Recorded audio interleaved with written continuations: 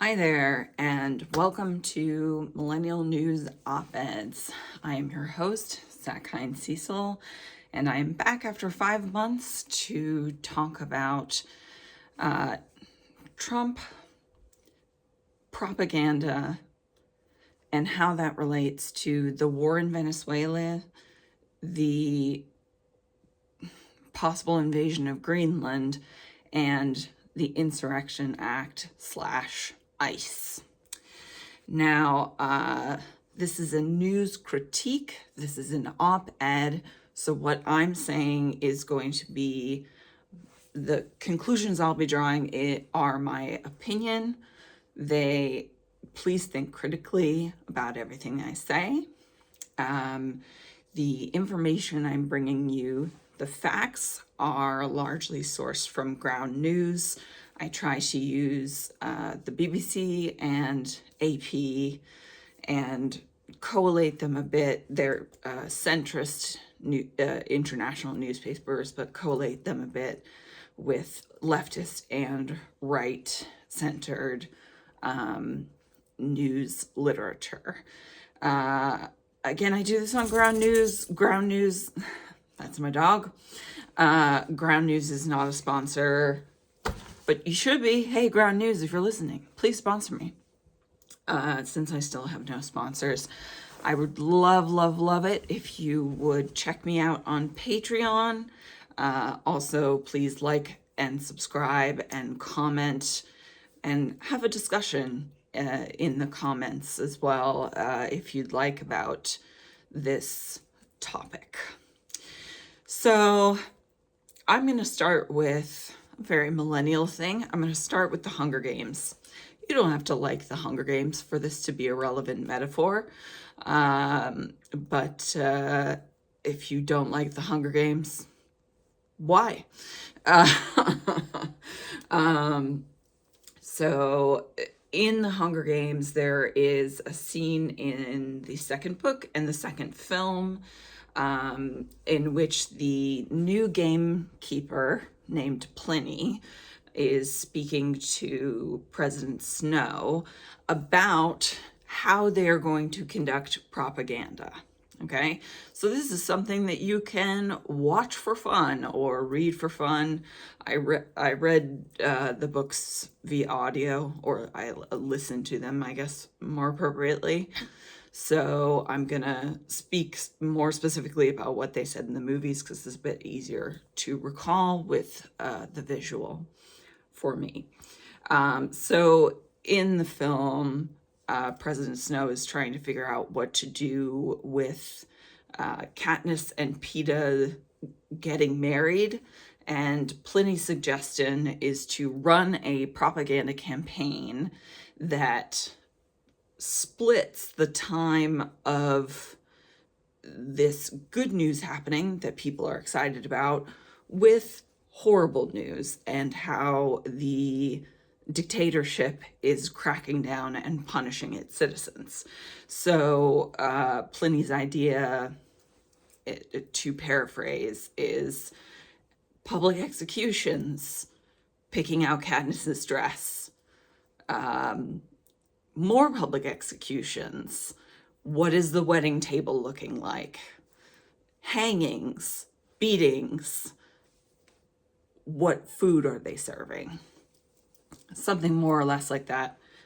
The character Pliny, played by Philip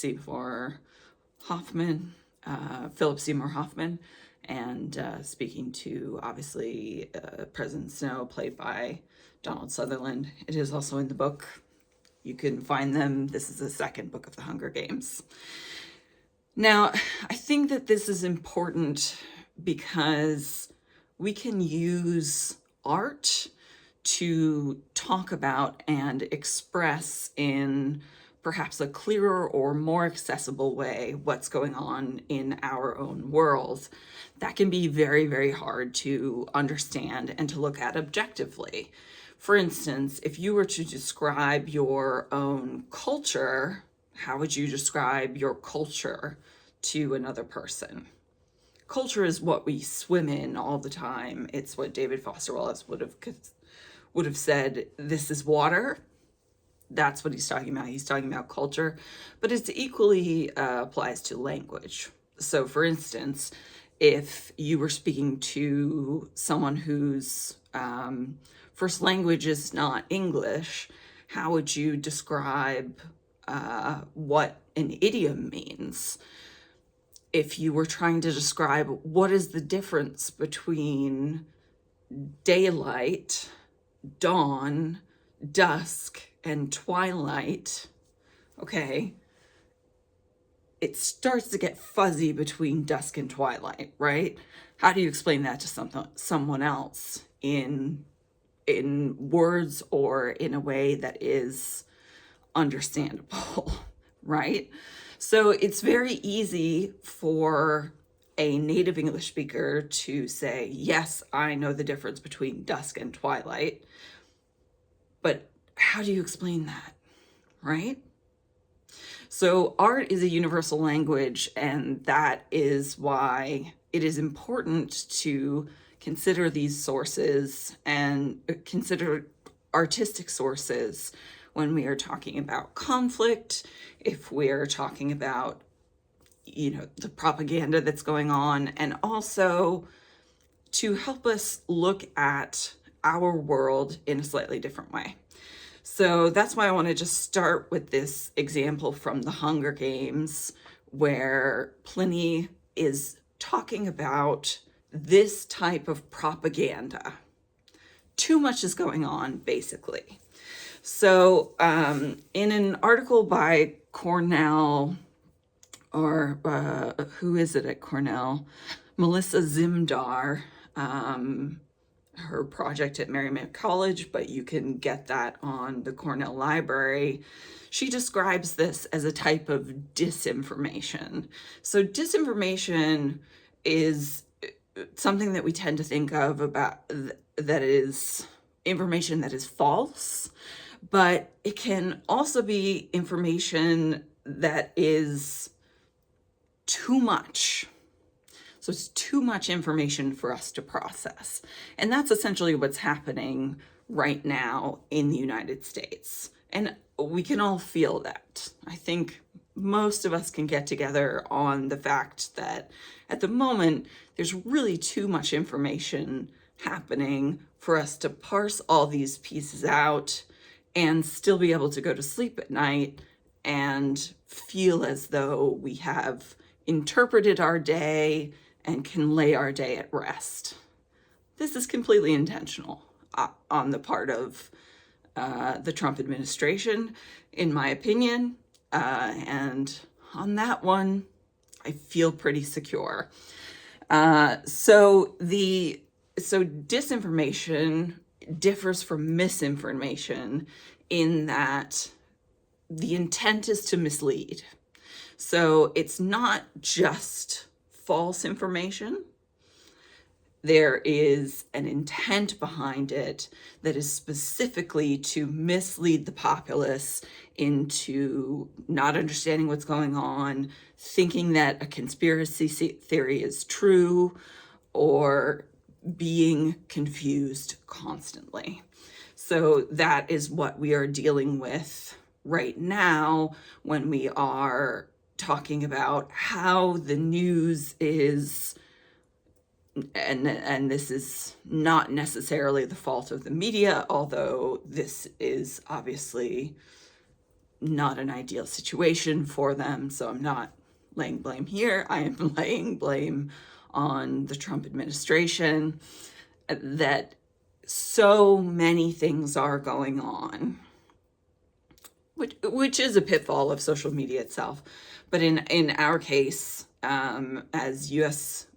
residents, so much information is going on, and so many things are happening at once. Even things that are true become disinformation. So we can't process information critically because it's literally too much for our brains. And I use literally here in its literal sense.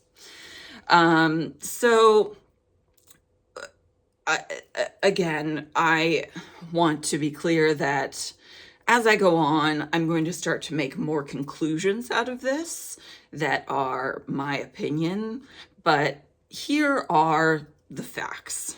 At the moment, we have invaded Venezuela, we have toppled its regime. This is known, this is confirmed by Venezuelan leaders as well as the Trump administration. And if you have been following the news, I might have even mentioned this in my last video, because Venezuela is such a large producer of oil that it was relevant to Greenland, Denmark, and the implications that that had on Russia. Have a click up here if you want to watch that video and have a bit more understanding of what I'm talking about. But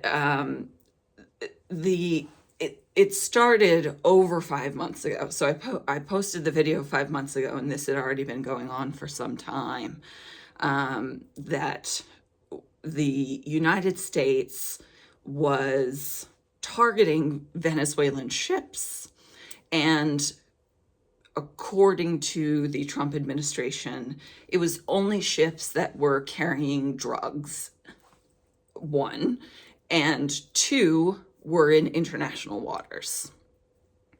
I don't believe that that is true. However, that's an opinion. Research it for yourself, Google it, read some good sources. Again, the BBC, the AP, get on ground news and find some sources that you like and that are rated. They rate them high factuality to low factuality. So try to get some high factuality sources. See what you think about our initial raids on Venezuelan ships. And if you agree with me or not that this has nothing to do with drugs, this has to do with Trump trying to figure out how much he could get away with, Trump and his administration trying to figure out how much they could get away with before the populace would demand that they stop. So it was very clear that Trump was targeting Venezuela for some reason. My belief was always that it was for oil-rich sources. And they were testing not just us, but the international community to see how much essentially people would handle before, protesting, before the international community would back them. But Venezuela is very poor. It's been a very poor nation for a very long time. And this is because of actions of the United States. This is not, when I say poor, I'm not using that as a value judgment. Literally, it's people are starving because, in my opinion, because of actions of the United States. But it is true, it is factual that its people are starving, and it is easier to get oil than food. Yes. So we didn't receive any confirmation that Venezuelan ships were loaded with drugs. This is just what the administration said, and that is a fact. So, factual, the administration says they're full of drugs. Not factual, they were full of drugs. We don't know. Maybe they were, maybe they weren't. Again, I don't believe they are, but Google it, do your own research, and think critically about this, okay? Try to think beyond what your friends think, what your party thinks, what your family thinks. Think for yourself, and certainly think beyond what I think as well. And when I say Google something, I mean it in the broad internet search way. I use ecosia.org. DuckDuckGo is good too, I hear. Ecosia offsets climate change effects of the internet. So that's why I use it. But yeah, you can Google on the website of your preference. So essentially this was a test, and we failed it in every conceivable way, whether it's because South American nations are not generally in an political and strategic alliance that demands conflict support from other nations like the UN or like NATO. Of course, many South American nations are in the UN, but in NATO it's different, and there are different rules. And of course, Americans are very prejudiced against South Americans in general. So when I say Americans, I mean people from the United States. So let me be more careful about that. But obviously, we have a prejudice. Nearly all of us, I would say, unless we have done work specifically to rid ourselves of prejudice, we think, oh, they're poor. Oh, they don't matter. Oh, I can't think about them. I think it's more common for us to dismiss South America than it is to dismiss Africa. And those are both continents. So when we think about news and what's happening, we mostly think of Europe and Asia, in addition to the United States. We kind of don't think about anyone else. I guess sometimes we think about Canada. I don't know. Canada's fine. They're doing fine.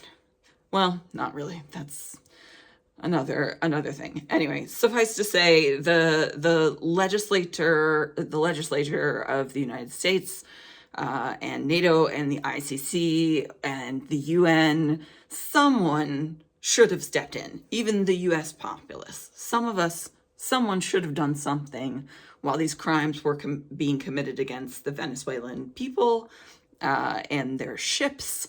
Their navy is tiny, so hard to say. Commercial vessels, navy, we don't know. But again, it's from my perspective, this is again my conclusion, it was pretty simple to see that Trump was trying to get power over another state, another nation, if you will, that's rich in oil resources and poor in most other senses.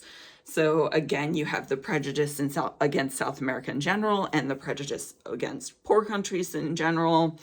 And you combine that, especially because the CIA has for such a long time been interfering in South American politics. A lot of us are just kind of like, okay, we can't worry about that, even though we're very worried about Gaza, for instance. Perhaps that's a different situation because the United States is currently supplying arms to Israel, but kind of not really, because our actions continue to have consequences, even if they're not happening right now. So think about that. Think about that, and again, think critically. You don't have to agree with me. So this having been said, so Trump and his Department of War, they've used the excuse of international waters, which is a real thing.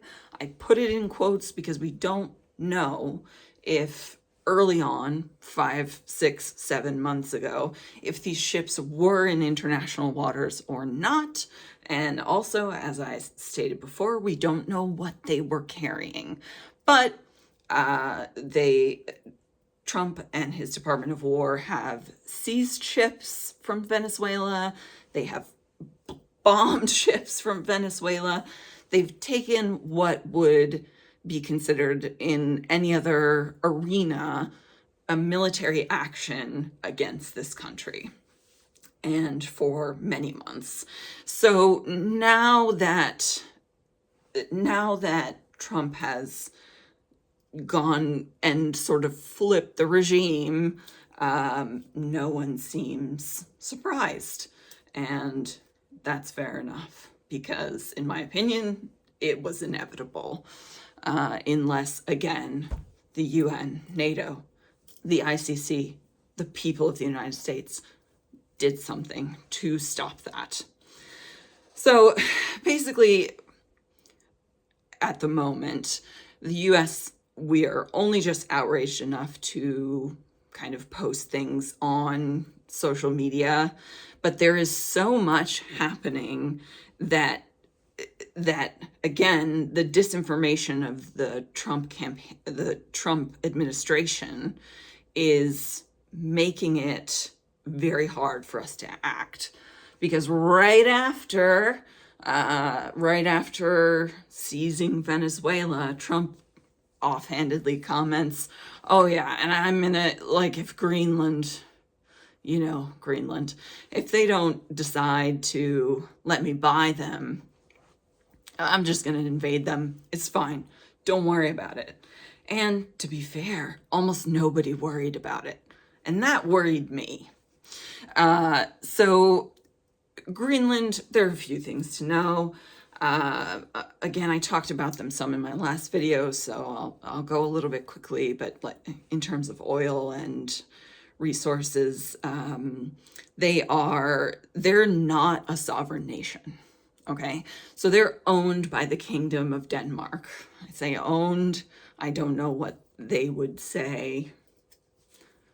If you're from Greenland, would love to know, how do you describe yourself? Are you like a territory, perhaps, of the Kingdom of Denmark? I don't know. There's something I really don't know. But, Trump said, essentially, the Danes were the people who cared about this the most. They came to meet Trump last week, and he said to them, great to meet you, but yeah, no, I don't care that it's you who owns Denmark or is the regent of Denmark. I'm still going to try to take it. And although Denmark released statements right afterwards that were sort of a mixed message, you can watch them easily. They said them from the Rose Garden. Sort of a mixed message between, we're really going to make sure that Greenland's sovereignty is respected. They're not a sovereign nation, so possibly just lost in translation there, or perhaps they're speaking about themselves. I don't know. Again, if you speak Danish, read some Danish newspapers and see what they're talking about there, because that's going to be your most accurate point of call. So Denmark said that, and also that, they don't want trouble. I don't have the quote in front of me, I'm afraid. So please look that up, because I don't want to give any false information. But basically, if we go back to the Hunger Games analogy of disinformation being not the same as misinformation, which is just false information, but being information given on purpose to confuse or to conspiracy theories, whether or not that information is true or false. We're just overwhelmed and somehow intrigued also by this coverage, and it has become, there have been some social media posts which have made suggestions that if you are, how should I put this? If you are in favor of Greenland staying a sovereign nation again, or staying a property of Denmark, then that would make you a traitor. I don't know if that's true. I think that's maybe taking it a little far. Certainly is not going to make you liked by the government, but I'm a trans man, so like the FBI can like arrest me anytime. Does that make me a traitor? I don't think so. But anything considered seditious, they can arrest you at any time. Don't feel safe or comfortable, and don't open your door to people you don't know, no matter what badge they have, because they could be from Homeland Security, ICE, or the FBI. Yes. So I lost Katniss and PETA in there a little bit, but I think that's okay. Because the most important thing is that the connection that I am making with this information overload, this disinformation, this executions plus wedding dresses plus public hangings plus like you have in the Hunger Games, is predominantly that Greenland, again, I discussed this in my previous video, is an extraordinarily important piece of land, politically speaking, especially if there was to be some kind of global conflict. So right now, U.S. warplanes are allowed to park at Shannon Airport in Dublin. If the Irish were to kick them out, which the Irish populace is always trying to do, if they were successful in that, then we strategically, the United States strategically, would need Greenland in order to make moves of war in Europe and Asia the most effectively that we possibly could. We cannot fly these big fuel carriers and these big aircraft carriers far enough with the fuel of these machines to go as far as we would like to, perhaps into an Eastern European country or Russia. Again, I talk about this more fully in my previous video, but this is a possibility. It's always going to be possible that we will be kicked out of Shannon. So the Republic of Ireland, which is what I'm speaking, I'm not speaking of Northern Ireland, which is part of the British Empire now, Great Britain. They've been, I mean, since Brexit, they've been part of the British Empire for a long time. So yes, it's definitely possible that even a Taoiseach, who is like similar to a prime minister but different, the Taoiseach of Ireland would even possibly someday kick U.S. warplanes out, because Ireland is a neutral country, like Switzerland, but like even more neutral. Neutral to the point that, for instance, during World War II, Ireland got bombed horribly by Germany, and still, the most unneutral thing they did was send their civilian boats out to rescue people at Dunkirk. Not a joke. Switzerland, a little less neutral. It'll take anyone's money, but, it's a little more complicated. So anyway, certainly the Irish people want American planes gone, and the Taoiseach could eventually decide to have that, in which case, if the United States did not own Greenland, we would be in trouble because they won't let us land there. So sort of to complete this analysis, we have to talk about the uptick in ice activity that happened all across the US, but particularly in the Northeast in the last week. So I'm recording this on Monday, January 19th. It's Martin Luther King Day. And yeah, hope you did some community service today. Yes, it is a day on and not a day off. But yes, so as of today, in the last 5 days, the Northeast has seen an immense influx of ICE agents, but also ICE agents who've already been here, participating more, I'm going to go ahead and say violently. That's an opinion.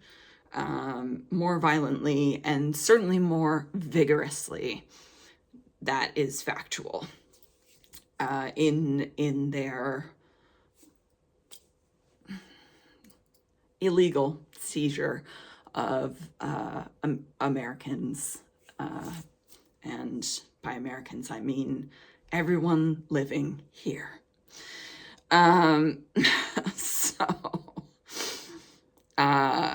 Yeah, we obviously, so I live in the Northeast. Obviously, there's been a really big response to the death of Renee Good in Minneapolis, and that is a separate issue that I can talk about in a different video.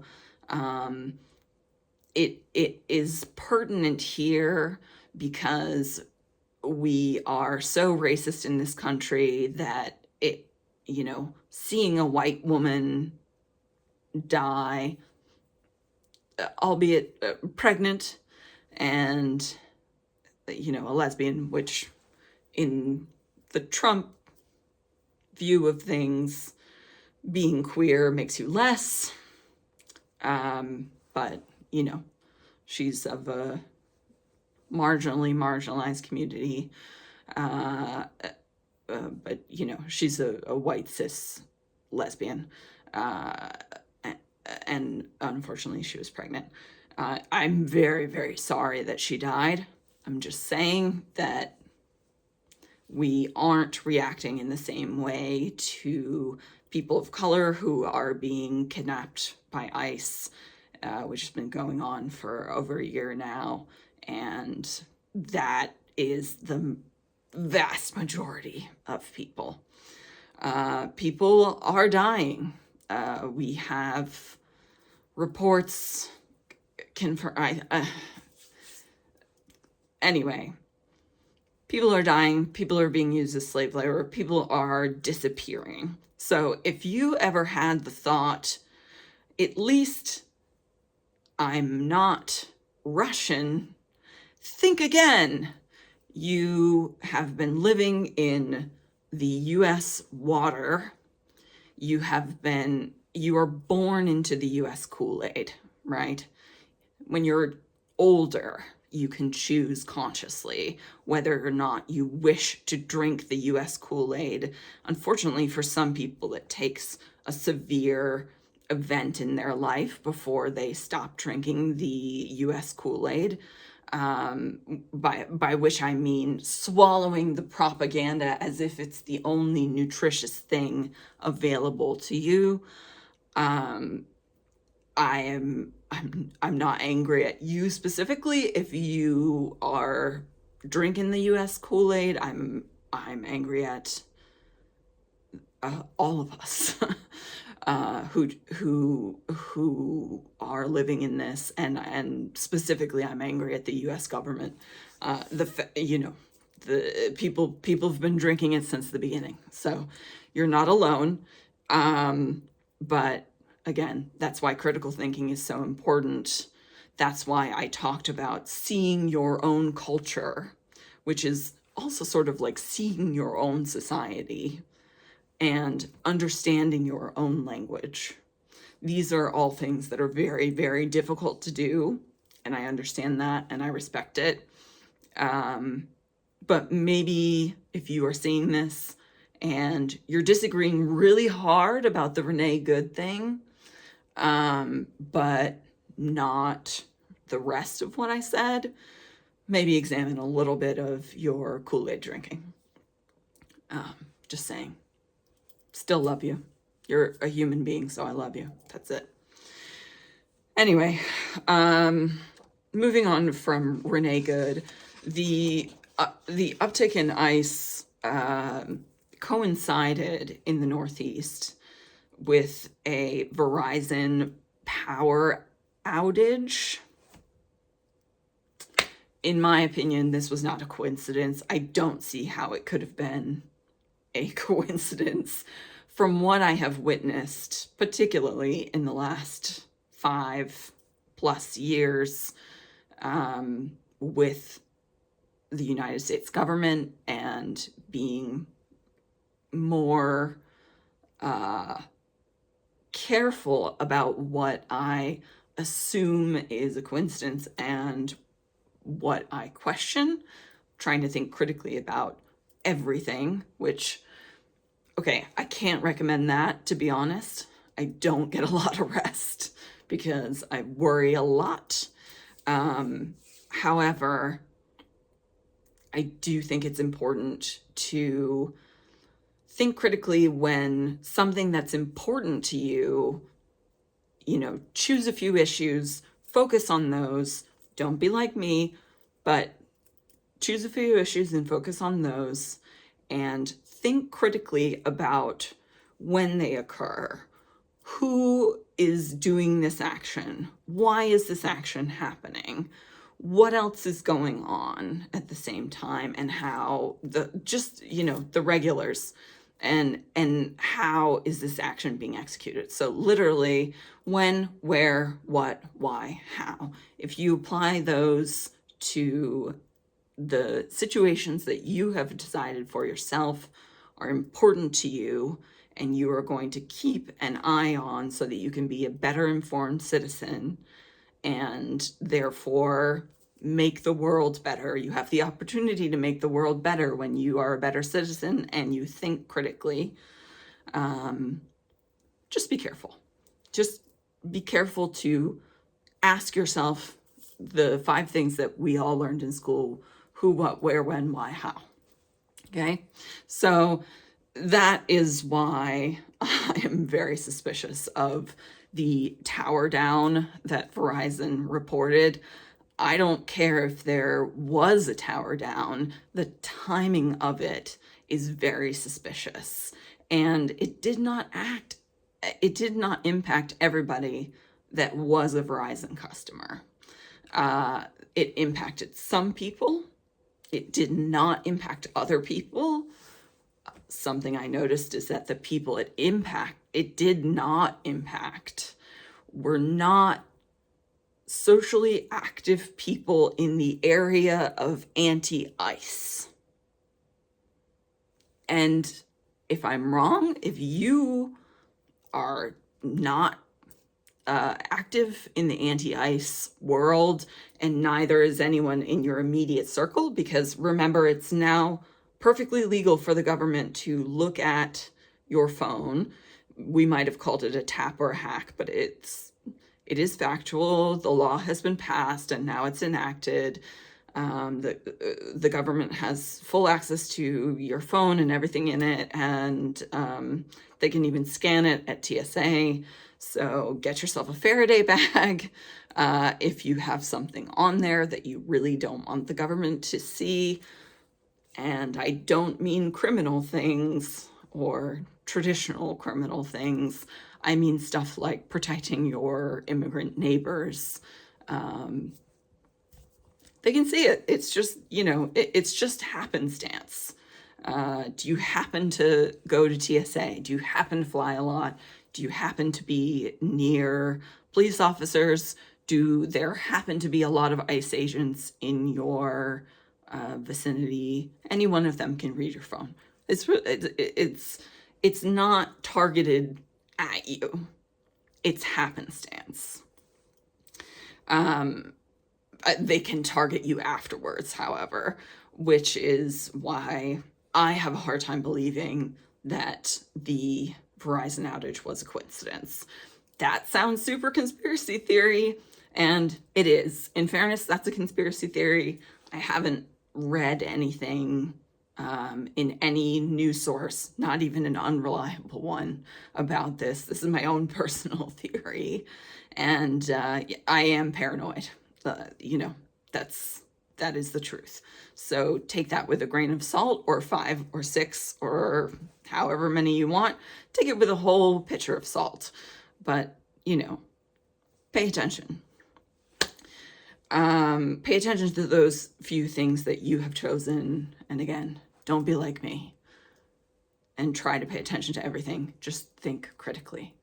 So the same day that this all occurred, I was doing,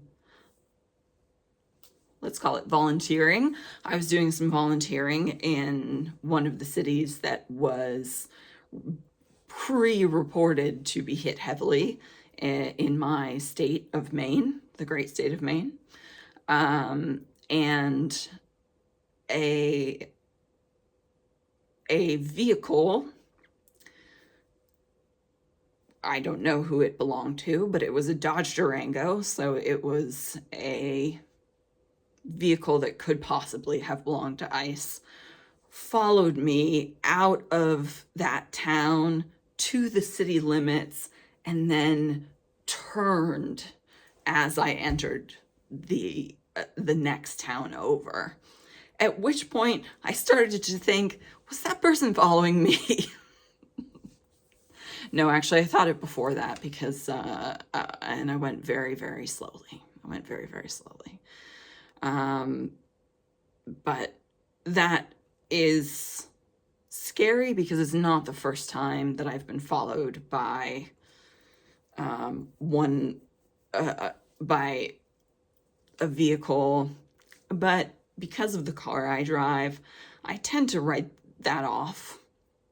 I drive what one might call a leftist-leaning car. So if someone follows me and is close to my bumper and is shining their high beams in my rear view mirror, I don't tend to think that much about it, except like, okay, you're not a very nice person, and that's just is what it is. But because this happened on January 15th, I'm a little suspicious. Don't feel great about it. Not evidence.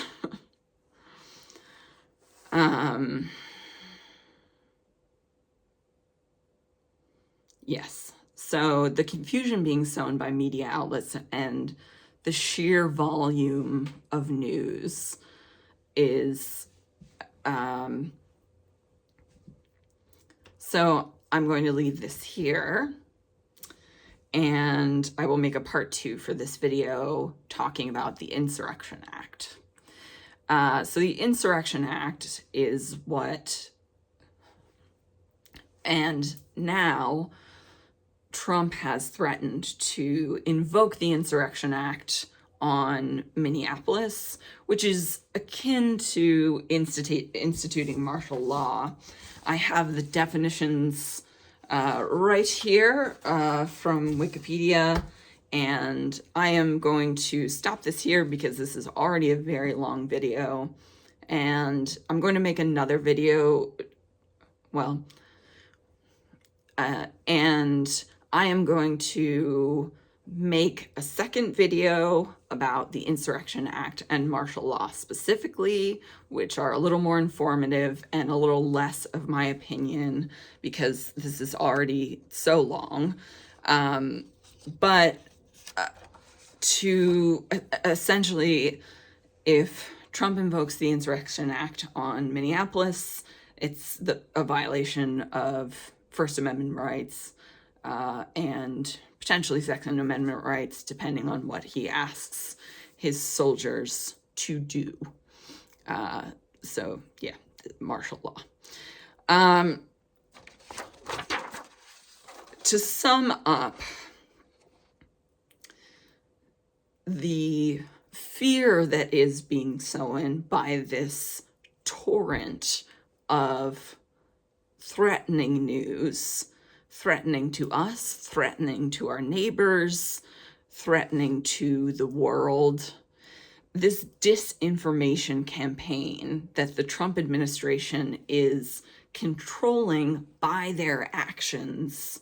I want you to remember, they don't have to control any journalist to make propaganda and disinformation chaos. Okay? It is a perfectly hands-off, no First Amendment violating legal strategy, not that the actions are legal, but the strategy itself is legal, to conduct so many actions that the news essentially has to report on, that it must appear in news media, because otherwise that would be strange.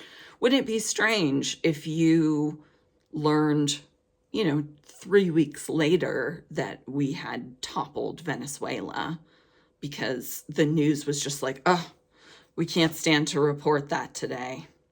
Not happening. That's not how information exchange works. And even if certain news outlets chose to do that, you would learn it from a stranger or a friend on social media, and the information would be more diluted and less accurate. So it's just not possible. So in 1 week, conducting significantly more ICE raids, threatening to impose the Insurrection Act after the murder of a white woman, a pregnant lesbian white woman in Minneapolis, and in addition to the international actions of threatening to invade Greenland and successfully invading Venezuela. What are we supposed to do except try to get as much of this information as we can? The real threat is that it can make us feel helpless, and it can lead us down the route of conspiracies. So if you believe in a conspiracy, at least know, just because you're paranoid doesn't mean they're not out to get you, okay? However, know that you're being paranoid. Be on that side, like I talked about before. I think that the most important thing to leave you with is to protect your neighbors, whether they are immigrants, queer people, white people, to protect your neighbors, whether or not they are immigrants, whether or not you yourself are immigrants, whether or not you live next to an indigenous reservation where people are visibly indigenous. There's lots of places where you cannot tell if someone is indigenous by looking at them. So please be aware of that, and be aware that using a tribal ID can be dangerous for someone. So everyone, please look out for each other. Do not open your door to strangers. It does not matter if they have a badge. If they have a warrant, make sure you have a way to check the warrant, and stay safe. All right, so the time for all of that has come, and in my next video, I'm going to explain a little bit more about the Insurrection Act and martial law, and I'm going to try to put it in context of specifically what that would mean in a U.S. city. It has happened before. It will happen again. That is life, law, and history. But it's good to understand what that is and what that looks like, especially at times like these. All right. Much love. You can support me on Patreon if you are able. I would really appreciate that. If not, please subscribe, give it a like, give it a dislike, but leave some comments and talk to each other respectfully. Thank you very much for joining me again. This is Zach, your millennial op-ed news sorting person. Okay. Again, I'm Zach. This is the Millennial News Update Hour, and thank you so much for watching.